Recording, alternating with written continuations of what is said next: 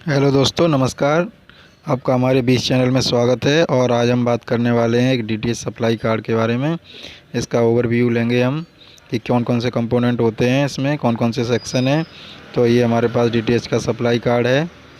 तो दोस्तों, दी हुई जानकारी अच्छी लगे तो चैनल को लाइक और सब्सक्राइब करना ना भूलें।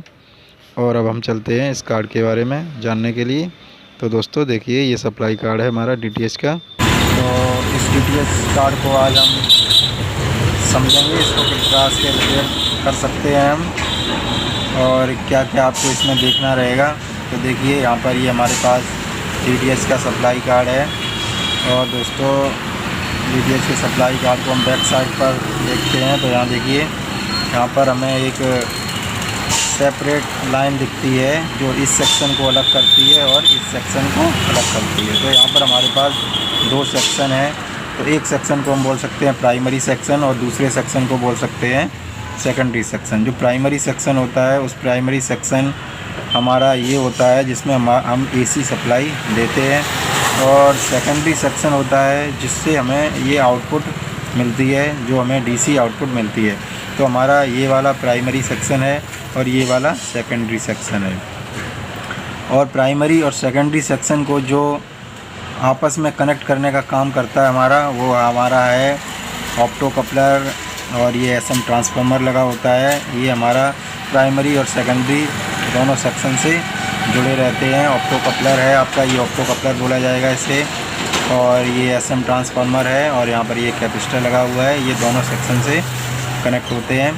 तो सबसे पहले हम जानेंगे प्राइमरी सेक्शन के बारे में। तो ये हमारा प्राइमरी सेक्शन है। प्राइमरी सेक्शन में क्या क्या कंपोनेंट लगे हैं तो देखिए, यहाँ पर हमारा ये कनेक्टर लगा हुआ है और इस कनेक्टर पर हम एसी सप्लाई देंगे, फेज़ और न्यूट्रल। और ये फेज़ और न्यूट्रल आएगा इस पर। और उसी से लगा हुआ हमारा फ्यूज़ है। और फ्यूज़ के बाद आपका इस सेक्शन में एक कॉइल मिल जाएगी आपको। ये देखिए, कॉइल लगी हुई है।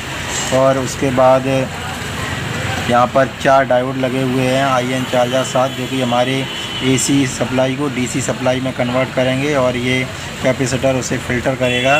ठीक है दोस्तों। और ये यहाँ पर हमारा एक स्विचिंग आईसी लगी हुई है। स्विचिंग आईसी देखिए कौन सी लगी हुई है। इसमें स्विचिंग आईसी है 22A लगी हुई है दोस्तों, जिसको हम 022 बोलते हैं। तो ये हमारी एक आईसी लगी हुई है जो कि स्विचिंग आईसी है। ये आपका कैपेसिटर है, ये भी कैपेसिटर है। ये इलेक्ट्रोलाइट कैपेसिटर है आपका। और ये देखिए, एक सिरेमिक कैपेसिटर लगा है, 104 नंबर है इसका। तो ये सारे कंपोनेंट हैं, ये आपके रेजिस्टेंस लगे हुए हैं इसमें। तो प्राइमरी सेक्शन में आपके ये सारे कंपोनेंट होते हैं दोस्तों। और इसको आप इस पर जो नंबरिंग लिखी होती है उससे भी समझ सकते हैं।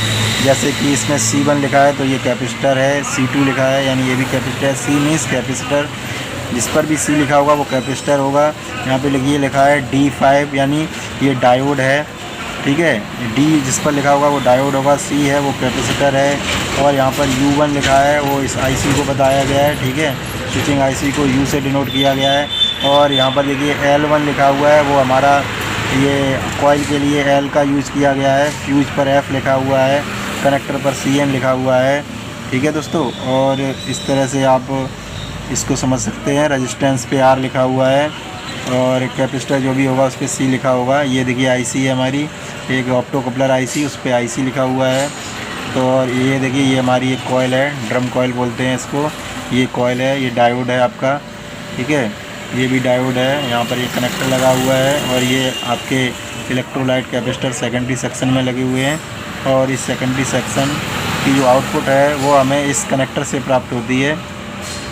और इस पर हमें आउटपुट आपकी क्या क्या मिलती है देखिए, इस पर आउटपुट जो है हमें 5 वोल्ट मिलेगी, ग्राउंड मिलेगा, 24 वोल्ट मिलेगी, 12 वोल्ट मिलेगी और 3.3 वोल्ट मिलेगी। तो दोस्तों, और इसमें ये आपका एसी सेक्शन में 450 वोल्ट 47 माइक्रोफैराड का इलेक्ट्रोलाइट कैपेसिटर लगा हुआ है। तो दोस्तों, ये सारे हमने एसएम ट्रांसफार्मर है दोस्तों। ये यहाँ पर एक ट्रांजिस्टर लगा हुआ है। ये ट्रांजिस्टर आपका TL431 है। ठीक है दोस्तों। और इस तरह से हमने जाना ये सारे के सारे कंपोनेंट प्राइमरी और सेकेंडरी सेक्शन के कंपोनेंट है। और इन कंपोनेंट को आपको टेस्ट करना भी आना चाहिए। तो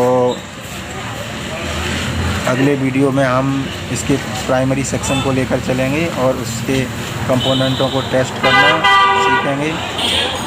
तो दोस्तों, दी हुई जानकारी अच्छी लगे तो चैनल को और लाइक और सब्सक्राइब करना ना भूलें। थैंक यू, धन्यवाद। तो मिलते हैं अगले वीडियो में।